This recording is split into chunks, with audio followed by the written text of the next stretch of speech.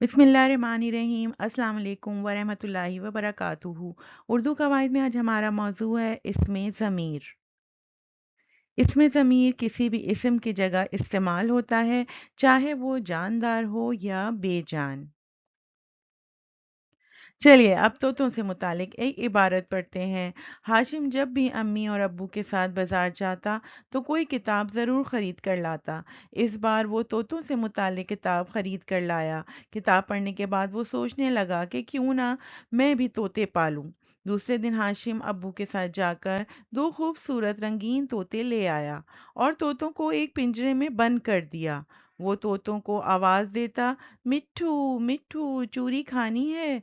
तोतों को खुश करने के लिए आवाज़ें भी निकालता, मगर तोते खामोश रहते, न खाते न पीते, सब परेशान थे। चूरी, अमरूद के बीज और हरी मिर्च सब खिलाने की कोशिश की, मगर दोनों तोते उदास ही बैठे रहे। तोतों की उदासी की वजह से बच्चे भी चुपचाप रहने लगे। एक दिन उनमें से एक तोता पिंजरे से उड़ता नजर आया, मगर जैसे ही हाशिम ने तोते को पुकारा, तोता दुबक कर बैठ गया। तोते की इस हरकत पर सब लोग खूब हंसे। इस इबारत में तोते बार बार इस्तेमाल हुआ है जो बहुत नामुनासिब लग रहा है।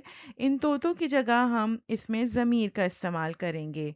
आप इसमें ज़मीर का इस्तेमाल करके इस इबारत को दोबारा तहरीर कीजिए। यहाँ पर इसमें ज़मीर का इस्तेमाल करके इबारत को दोबारा तहरीर किया गया है। आप अपनी इबारत के साथ इसको मिलाकर देख सकते हैं।